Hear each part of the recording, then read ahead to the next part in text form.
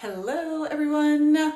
This is going to be a message around mastering your reality. It came in last week to do a video on, and of course, I'm a week behind, and it was made known to me that I'm a week behind through all of my client sessions with many of you because this message came through several times, which means I need to get this message out. And this is all about understanding what you are projecting into your reality, also known as your hologram, okay, what you're projecting into your reality, and how often we project the very thing we're rejecting within us. And the message is to stop projecting and eject. So let's get into how that all works.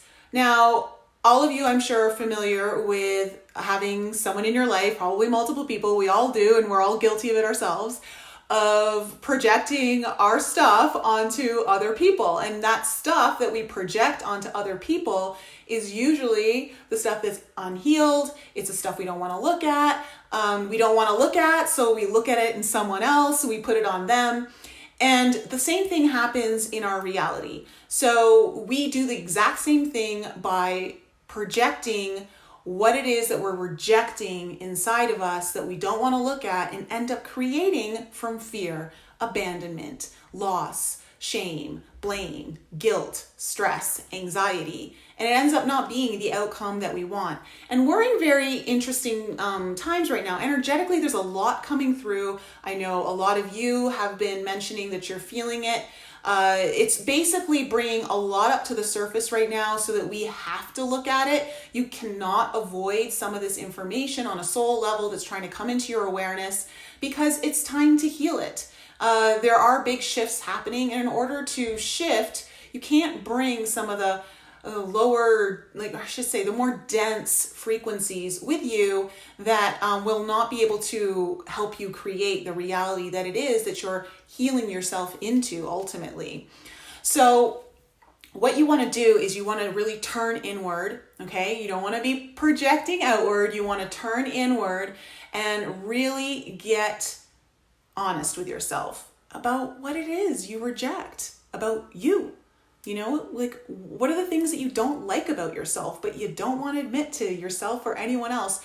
What are the things that you avoid looking at? You know, what are the things that you're ashamed of? All of those things you want to really kind of point a flashlight into right now and understand that by avoiding it or rejecting it, you're only going to help contribute to projecting that into a reality that is not going to be the one that you want. And so what I've learned along the way is that the best thing you can do is to move into the pain, lean into the discomfort, okay? Like, do the things that seem counterintuitive in the moment of feeling unhealed. So if something feels painful, your reaction is going to be like, get away from it, right? You're not going to do it again because you don't want to be in pain. Well, this is one of those instances where you have to lean into it. You need to be able to feel the pain, or you need to be able to look into the darkness and look under the bed or look under the carpet and see what has collected there over time that you've pretended really wasn't there. And ask yourself, why are you rejecting this? Do you view it as a weakness? And if you do, how do you then shift your perception of that from a weakness into a strength? One of the things that I rejected about myself was this need for emotional connection. I would never allow myself to become vulnerable with people, and it impacted my relationships quite tremendously. And I would always wonder why no one would show up for me in an emotional way, why no one would be there for me to lean on them, and I'd always be the one showing up for them.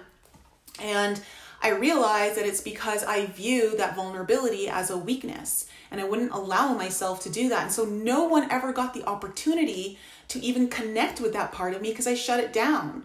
And then I started projecting all of that stuff into my reality, where I would create scenarios where no one would give me, they wouldn't be vulnerable with me, or I wouldn't be able to create these really more deeper connections with my friends or family, even like in work with clients. This has been a game changer for even working with my clients. And so when I started to view my vulnerability as a strength, I ejected the power of my perceived weakness out of my field. And all of a sudden I started creating a reality that actually not only allowed me to be vulnerable, but was celebrated. It actually helped bring in deeper connections. The people who were meaningful in my life would show up in different ways. And there was a depth that was missing, now present in my life. So what you want to do is you want to embrace, you want to accept, you want to surrender into all of those parts and be okay with them. Just be okay.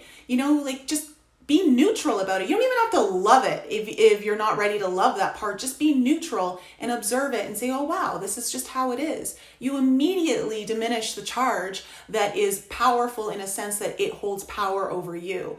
So once you eject that power from your energy field, you no longer are having a subconscious creation from that frequency that creates something that you don't actually want.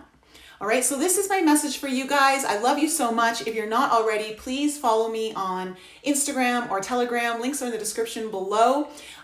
This Sunday is my live alchemy call. We're going to be having the call on the Lionsgate portal because it is the new moon and the Lionsgate. So if you're interested in joining my alchemy program, please do. Links are in the description below as well.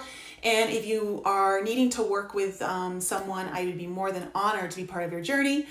And that's it, guys. All right, so have a fantastic week, and I'll be back with you guys real soon.